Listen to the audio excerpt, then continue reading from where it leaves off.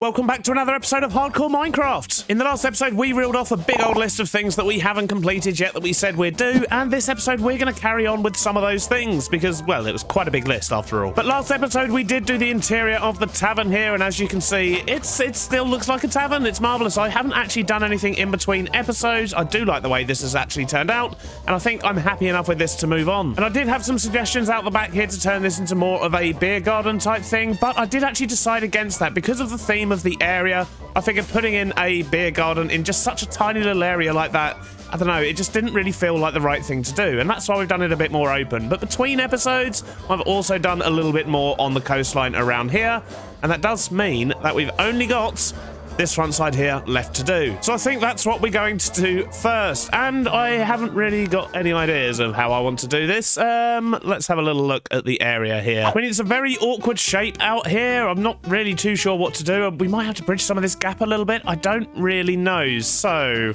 where to begin? Oh, great. It's just started raining. Fantastic. So I've had a little look around the area. I've been standing here staring at it for about 5 minutes, and I still don't really have any conclusions on what I'm actually going to do with this sort of coastal edge. I'm more used to having sort of a bit of height, more space, and would put in a dock, that sort of thing, but that's clearly not going to work here. But one thing I've decided I definitely do need to do is to sort out the shape of the land at the front here. It's just a little bit too janky at the moment. It's very difficult to work with. So let's see if we can just smooth off this coastline a little bit, and hopefully that'll stir the creative juices and we can figure out what to do with the rest of this area. And hopefully the rain will clear up too. Ugh. A few minutes later and that shape should be a lot easier to work with, and I think I've formulated a very tiny bit of a plan, and I don't really know if it's going to work or not, but let's give it a go. So what I'm thinking is, over here, we might put some kind of small fishing shack type thing. Doesn't need to be anything too big, and then we can have a jetty that goes out and just make a very small fishing dock on this side here. That is, of course, going to leave lots of space over this side, and I think what I might do over this area is just make it a little bit more wild. Put in a couple of little trees, maybe a couple of gardens, might even add in an extra small field, although I do need to change the crop in that field, really. We've got way too much wheat over there to need any over here too. So I'm going to spend a little bit of time placing some blocks over here, and we'll see if we can get something that looks, well, okay, and make sure it actually fits in with the area quite nicely. That would be good, wouldn't it?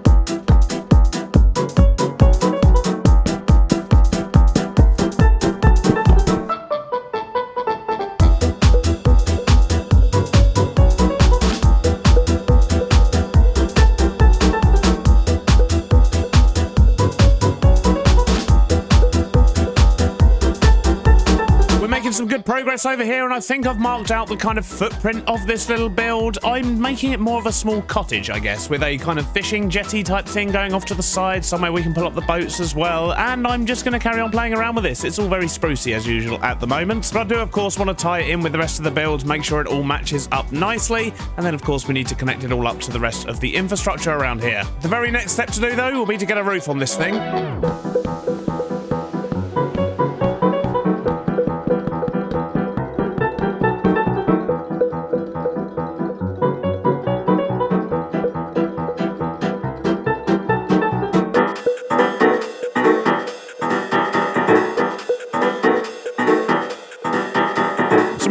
Is starting to take shape now, although I think I'm going to change that top bit there. I really don't like the look of it now that I see it from outside, but we've got lots of detailing to do. We've still got some texturing to do, but the roof's looking pretty good, and if we go out here, it's looking pretty good from this side as well. In fact, that actually fits in very well. I do like that. So we've got lots still to do. Let's just crack on and get this done.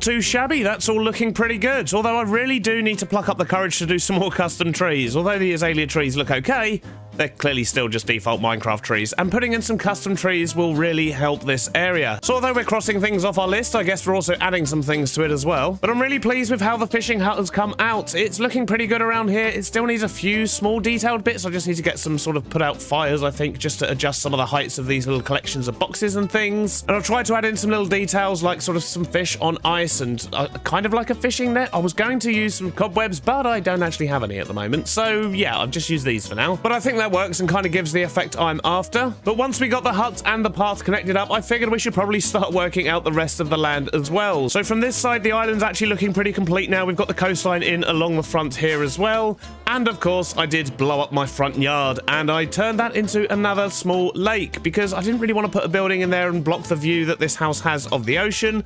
But I have still got one area over here that I haven't actually decided what to do with yet. But I think what we'll do is we'll save this last little bit of this starter island for another day. But if you do have an idea of what you think would look good there, I don't think another build would be a good idea, like another big building, because it's just going to block the view. But I don't want to just do more sort of wildy stuff, so I don't really know what to do. Do let me know in the comments what you think I should put there, and hopefully we can get something added next episode.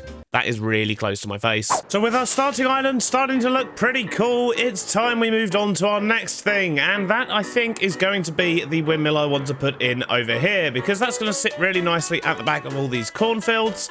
And to be honest, what better use of a space like this? I don't really have much of a plan for this, however. I've just got some stone and some dark oak for now, so I can start marking something out, but I'll bring you back in when hopefully we'll have something a little bit better to show.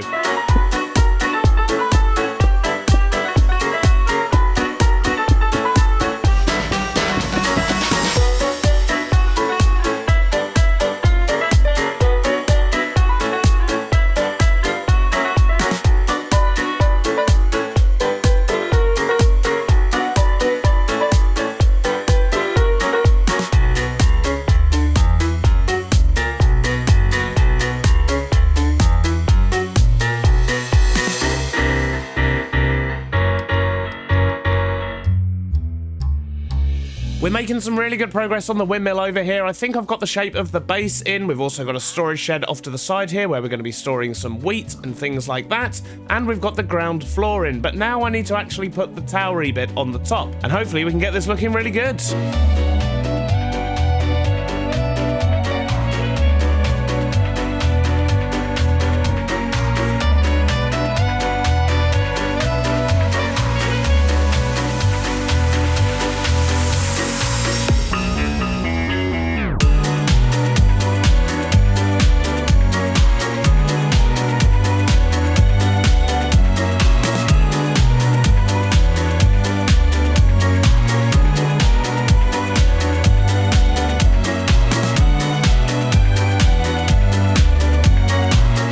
Progress has been made, and I know there's a lot of diorite. Don't panic, it's not going to look like that when we're done. It's just a placeholder. I mean, diorite's good in small doses, but like that, that's just going to be way too much. However, that does at least give you an idea of the color palette we're going with. You may also notice I've actually moved the storage shed. That's gone from here and is now over this side, and we're going to have a path that goes through here, which will lead to a bridge up to the logging camp and so on. And that does also mean that I've moved the entrance round to this side. This will be our main entrance into the windmill, but at the moment, as you can see, it is missing its most vital component, and it's also missing a roof, so I guess that's the next step.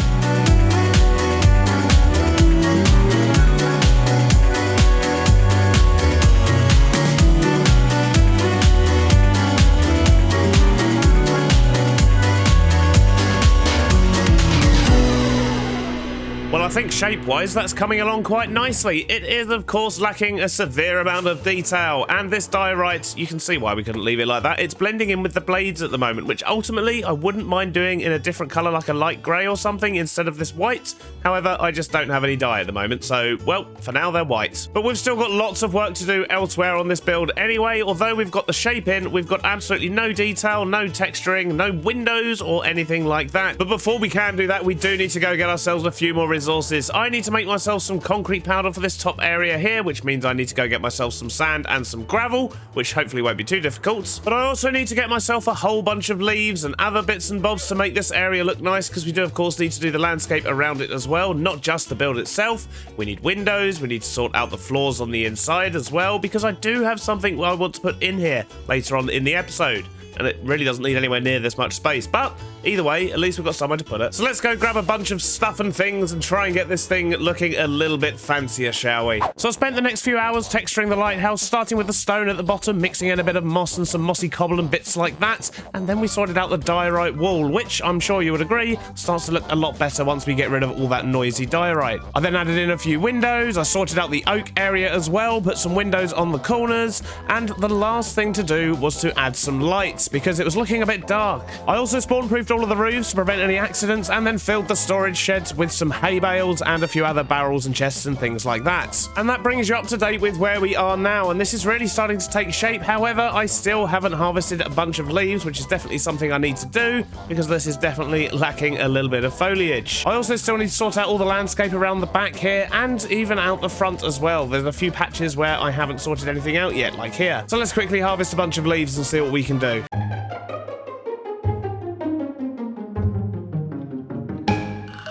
There we go, a little bit of foliage later, and I think we're looking much better than we were. I've also sorted out the front here and also round the sides, and for now I've just found a bit of moss and a few trees down here because, of course, we will be having a path out the back, and I'm probably going to link it up round the side here as well. But that path out the back here is going to continue out this way, head in this sort of general direction. We'll sort that out another day, but we are going to have a bridge that goes across and connects up to our mangrove farm. The next step over here, however, means we need to go inside because we haven't actually put a floor in here yet, and I want to get a few more up above as well. So let's crack on with that. And just like that, we have a very basic floor in, and I've not even finished it here, look, but as you can see, I have put in an upper floor as well. I haven't bothered with the rest just yet because I want to crack on and actually get the device in here that this whole building is all about. And it really isn't going to need this much space. Although I do need to do some testing beforehand to see if I can actually get it to work. And what we're going to be building is going to be a micro farm, so we can get lots and lots of wheat and carrots and potatoes as and when we need them. But the problem is I've only ever done one of these in Bedrock, and I know how they work in Bedrock and they're a little bit slow,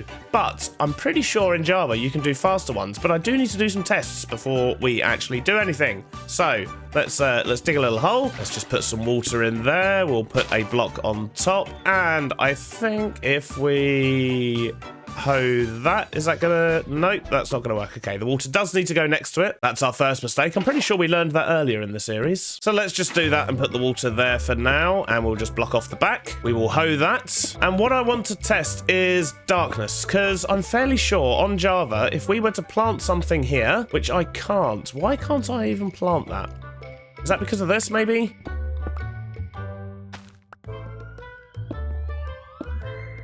Right, okay, I think I figured it out. That does pretty much prove my point, and that point is, if we get rid of the lights... Why is it not doing it now? Okay, so that made it break. But if I put the light back and I put it there, I can plant. If I get rid of the lights...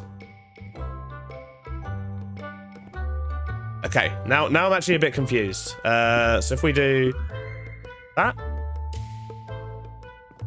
Is that going to break it? That's not breaking it either. Okay, now I'm actually just more confused.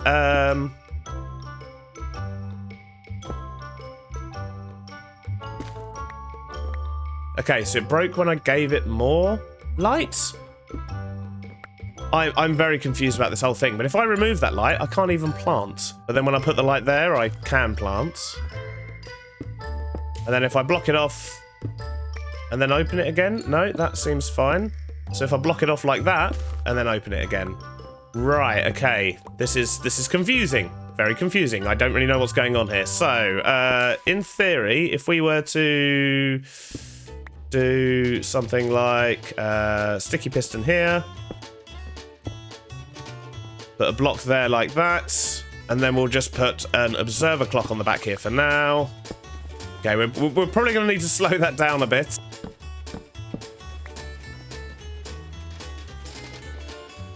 So in theory this works because I am able to place them and break them, and if we were to link up loads of dispensers that were spinning bone meal at it, that should work. feel like we could get it quicker though. That's not really sticking properly, is it? So if we slow it down ever so slightly, that seems to work a little bit smoother. Okay, let's just quickly disable that for now. And what we're going to do is put down a bunch of dispensers. So have one there, and one there. In theory, that should be enough. And we'll get a few hoppers in as well to make sure we can load them up. And then we just need to link up some redstone to these observers. Okay, so that should have all the dispensers firing. Let's get that repeater back in. And I've just put an on and off switch here as well. But in theory, if we do that... Oh, and slow that down a little bit. Nope, that's not going to work. Well, it's quite loud, but it seems to be doing what I want it to do. That's going crazy fast. I don't even know what's going on anymore. Okay, well, I mean, this seems to be doing what I want it to do. Let's just see if we actually get wheat out of this, I guess. I've established we definitely need a slower clock. So I've put in a much smaller clock. This should hopefully do the job a little bit better for us. So if we turn that on... There we go. We have slowed it right down. There's probably a quicker way of doing this, but if we now use some seeds, in theory, this should now produce wheat for us. Yes, look at that. In fact, let's put that there and see how much wheat we're actually getting. Are we getting wheat every time? We are. Look at that. Fantastic. So the timings work. It may not be the quickest thing in the world, but it'll do for us. I just need a collection system now, I guess. So just a hopper and a chest like that should do the job nicely. And an upside down stair there. And we need to make sure we're giving it some light. Obviously, this is all looking a bit janky. We will make it look better. And to be honest, we'll probably be able to make it a bit more compact as well. But if we can get the mechanics figured out, then we can approach that afterwards. And look at that. We are getting all the wheat. And that should be getting collected and picked up into there. It's not currently. It's got too many seeds. That's the problem, look. So I'm probably always going to be better off standing here anyway, so at least the majority of it will go straight into my inventory, but I guess we've got the chest collection down there for overflow, just in case. So now we know it's working. We've got the basic mechanics down. I just need to make this a whole lot more compact. We'll see if we can actually make it look good as well. And hopefully when I bring you back in, this isn't just going to look like a weird contraption in the middle of a room. It'll be slightly off to the side instead. And a short while later, slightly off to the side is where it now sits. I've actually put it at the back of the room and I've centralized the whole thing. The on and off switch is here, and as you can see, it does its job. But I've also just added a few barrels and things like that for extra storage, a big pile of wheat, of course, and I've done absolutely nothing with the upstairs. But I do have future plans for that. The important thing is, for now, we can now get all the wheat that we could possibly want, and it should also work for carrots. That's clearly a potato, but it works for potatoes, and it should also work for the carrots as well. And as you can see, we're getting a whole bunch of carrots down the bottom there. So a simple contraption, but a massive building to house it in. And if we actually look at this area from a distance now, how much cooler does that look with a big windmill at the back? Excellent stuff. And you also get a very cool view as you come over here across the bridge. You can just see it peeking out on the top of a hill, and as you're walking through all the cornfields, I keep calling it corn, it's clearly wheat. But as you're walking through all the wheat fields here as well, you just get a very nice view. You can see right across, you can see the windmill, you've got all the fields around you, and I really do like making immersive landscapes, and this really just ties it up for me. But sadly with that, that's all we have time for in this episode, so I'll see you all on the next one. Bye-bye now.